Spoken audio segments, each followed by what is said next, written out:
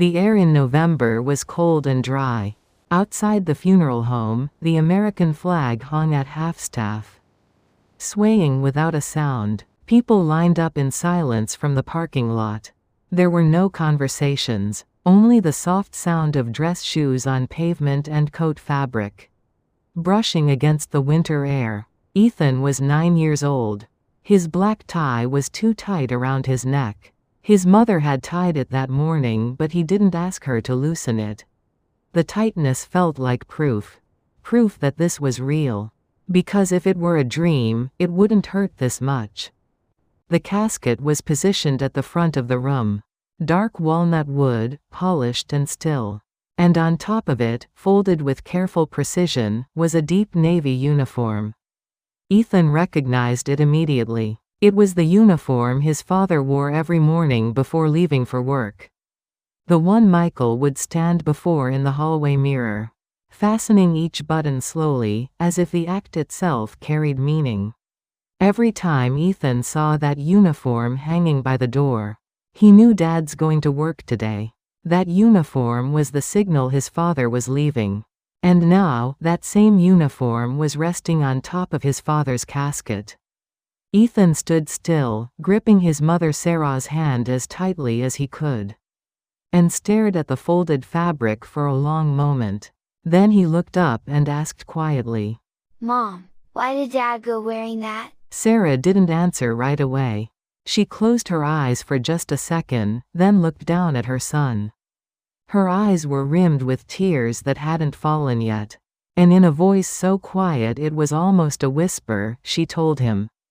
It was a uniform that someone had to wear. That was all she said. No further explanation. Ethan didn't understand what she meant. But he didn't ask again. He felt her hand tighten around his, and somehow, that was enough to tell him the question was too heavy for that moment. That single sentence stayed inside Ethan for years. Unresolved. Unanswered. Michael Carter grew up in Dayton, Ohio. He was the son of a factory worker. One of 3 brothers in a quiet household where feelings weren't spoken, they were expressed through action. Through fixing what was broken, through showing up without being asked, through sitting beside someone in silence when words weren't enough. Michael absorbed that way of living completely. It shaped everything about how he moved through the world. He enlisted in the Marine Corps the summer after high school graduation. There wasn't a dramatic story behind it. He simply wanted to be useful. That was the word he used when he described it to Sarah years later, useful. He wanted to be the kind of man who meant something to the people around him. He spent 8 years in the Marines, including 2 deployments to Iraq. Each time he came home, something in his eyes was slightly different. Quieter, more careful. Sarah noticed, but she never pushed. After his discharge, Michael became a firefighter. The people around him were surprised. Some even said it out loud, why would a man who survived war willingly walk back into danger? Michael never gave a long answer to that. But once, sitting at the kitchen table with Sarah, he said something she never forgot. The military taught him how to protect. And now he wanted to do that from home. Sarah felt 2 things at once when she heard those words.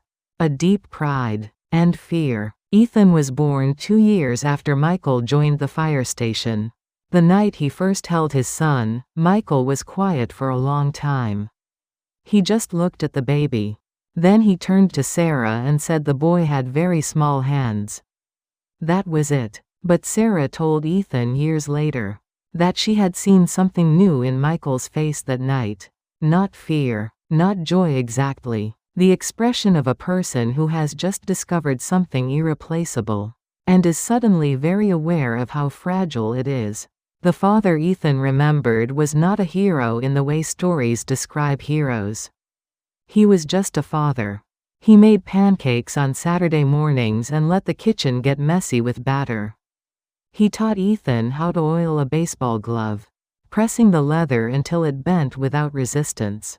When Ethan scraped his knees, Michael crouched down and applied the antiseptic. blowing gently on the wound the way fathers do. He didn't say much, but whenever Michael was in the room, the air felt different. Steadier, like the world had a little more ground beneath it. That feeling disappeared on a Tuesday evening in October. When Ethan was 9 years old, the call came in as a standard structure fire. A warehouse on the edge of Dayton. Nothing in the initial report suggested it would be anything more than that. But when Michael and his crew arrived, the building had already begun to collapse in sections. And inside, trapped beneath fallen beams, was one of their own. A fellow firefighter, alive but unable to move. No one who was there that night described any hesitation on Michael's part.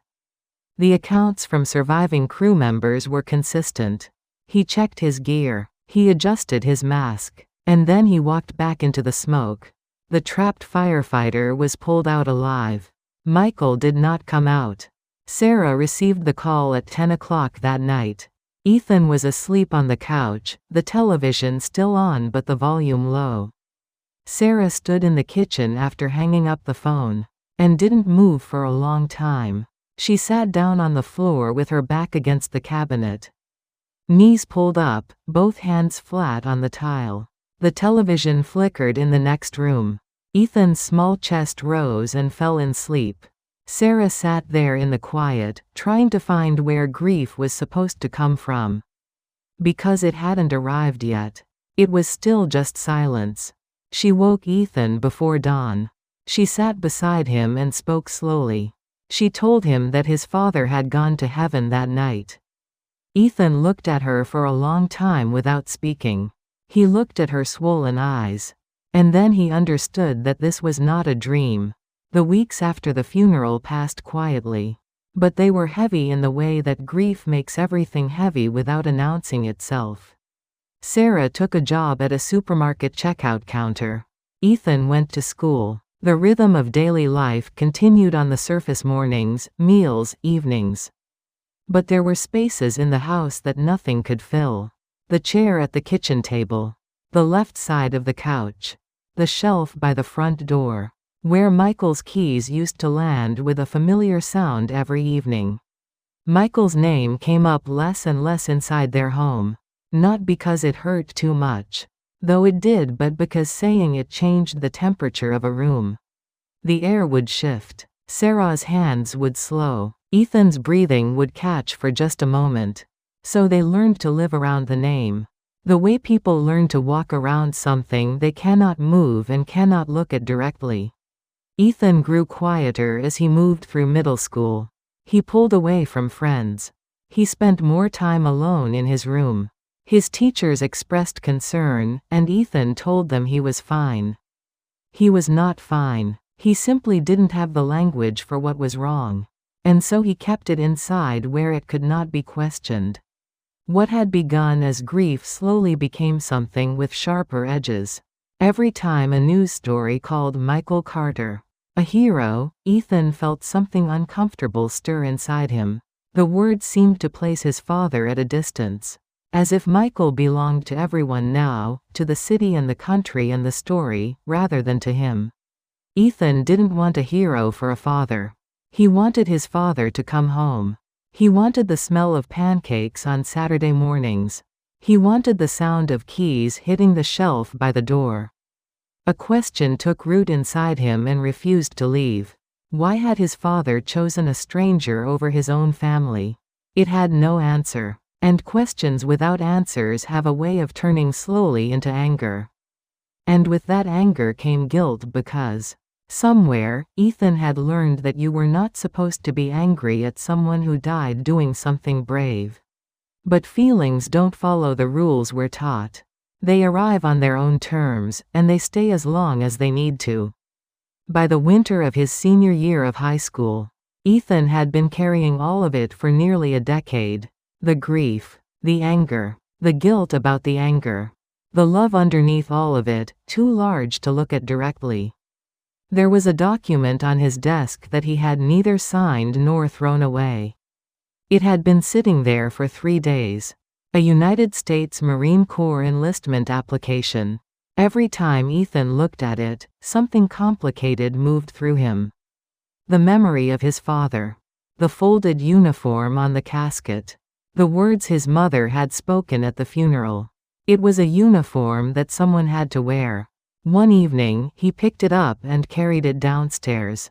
Sarah was at the sink, washing dishes. When Ethan placed the document on the kitchen table, the sound of running water stopped. Sarah turned around. She looked at Ethan. She looked at the paper. Then she dried her hands slowly and sat down. She picked up the application. She read it. She set it back down. She said nothing. Ethan said nothing either. The two of them sat across from each other while snow fell outside the window. The streetlight caught the flakes as they drifted down. The refrigerator hummed in the corner.